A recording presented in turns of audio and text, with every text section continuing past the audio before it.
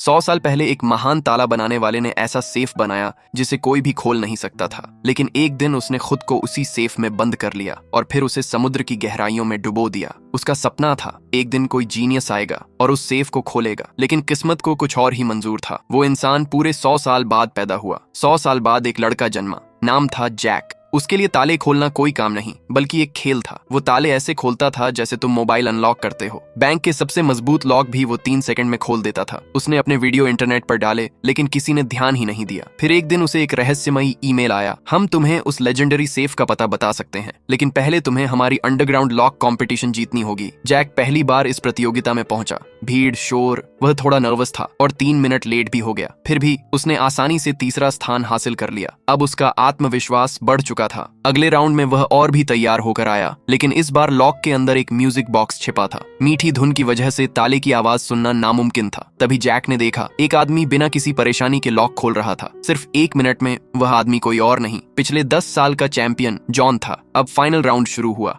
सिर्फ 2 मिनट का समय और सामने था दुनिया का सबसे कठिन रॉयल लॉक। जॉन ने ध्यान से सुनने की कोशिश की, लेकिन लॉक के अंदर हाई फ्रीक्वेंसी डिवाइस था। कुछ भी सुनाई नहीं दे रहा था, लेकिन जॉन तैयार था। उसने साउंड एम्पलीफायर निकाल लिया। सबको लगा अब जॉन ही जीतेगा, लेकिन जैक शांत था। उसने अपना हाथ धीरे से सेफ पर रखा। भीड़ का शोर सेफ पर हल्की हल्की वाइब्रेशन बना रहा था और जैक उन कंपन को महसूस कर सकता था। समय कम होता जा रहा था। सबको लगा वो हार मान चुका है। अचानक जैक हरकत में आया। सिर्फ 7 सेकंड में उसने तीनों लॉक खोल दिए। सेफ खुल गया और एक नया लॉक किंग पैदा हो गया। जैक ने तुरंत पूछा, अब बताओ वो लेजेंडरी सेफ कहाँ है? लेकिन आयोजकों को खुद कुछ नहीं पता था। उन्होंने बस उसे $1 मिलियन दिए और भेज दिया। लेकिन कहानी यहीं खत्म नहीं हुई। अगले दिन एक रहस्यमयी औरत जैक के सामने आ खड़ी हुई।